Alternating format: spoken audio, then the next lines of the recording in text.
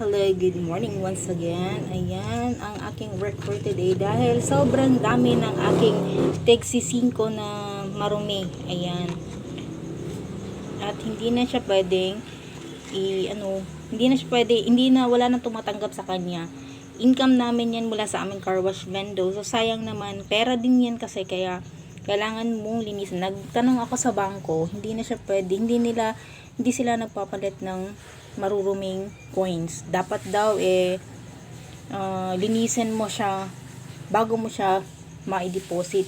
So minsan meron talagang weekly kami nag-harvest ng aming car wash vendo.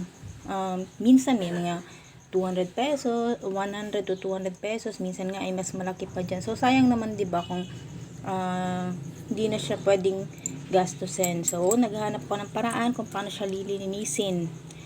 Hindi ko na siya babalik sa aming car wash vendo para wala nang marumi next week.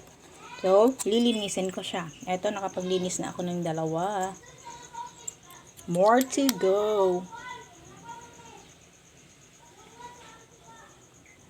Ayan, nakalinis na ako ng dalawa. So, lilinisin ko pa yan lahat mamaya. Hopefully, this week ay wala nang masyadong maruming coins. Yan. Abangan later kung malinis ka silang lahat. Thanks for watching.